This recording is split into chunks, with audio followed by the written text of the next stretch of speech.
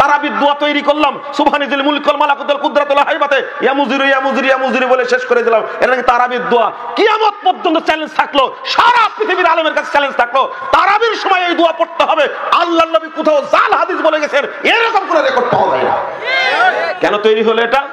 ইফতারের সময় দোয়া তৈরি করেছে, আল্লাহুম্মা সুমতু লাকা ওয়া তাওয়াক্কালতু আলা রিজকিকা ওয়া আফতারতুকা বিরহমাতিকা ইয়া আরহামার রাহিমিন।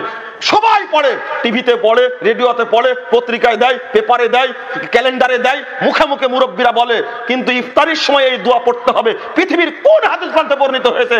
একেবারে গাঁজাখড়ি মানুষকে শুধু এমনিতে শিক্ষা দিচ্ছে না। হ্যাঁ, আল্লাহর নবী পড়েছেন বিসমিল্লাহ, আমি বিসমিল্লাহ পড়বো, আল্লাহ বলে আকাসুম তোলার ইসকে আফতার, তো হাদিসটা জয়ীফ, আমরা জয়ীফ হাদিস মানি না। বিসমিল্লাহ বলে ইফতার করবো সহিহ, তবে ইফতারি পরে পড়বো যাহাবাস জামাও আফতালাতুল রুকু সাবাতাল আজরু ইনশাআল্লাহ। কোন আপত্তি আছে? হাদিস সহিহ মেনে নিব, হাদিস সহিহ না হলে মানবো না, জয়ীফ হলে মানবো না, জাল হলে মানবো না। কত জাল হাদিস চালু আছে সমাজের বুকে, সবই বেদাত আকারে চালু আছে।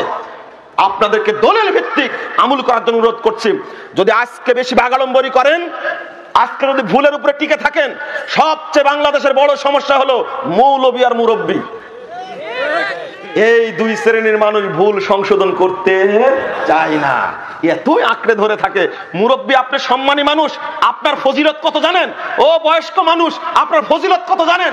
আল্লাহ নবী বলছেন, যে ব্যক্তি মুরব্বীকে সম্মান করে ওই ব্যক্তি যেন আল্লাহকে সম্মান করে। এত ফজিলত আপনার, কিন্তু আপনার মধ্যে এত অহংকার কেন, এত জিদ কেন, এত গোলামি কেন? আপনি একটু নরম হন।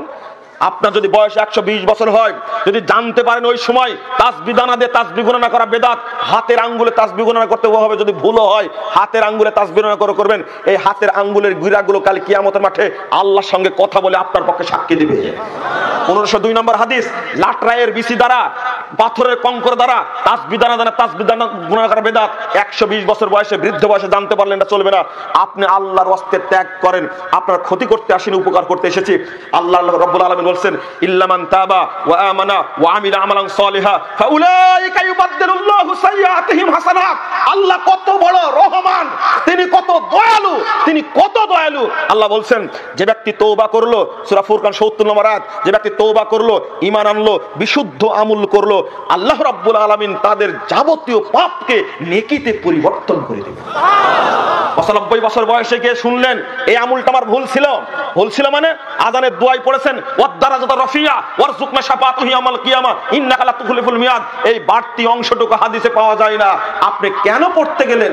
যতটুকু সহিহ বুখারীর মধ্যে আসছে অতটুকু পড়েন।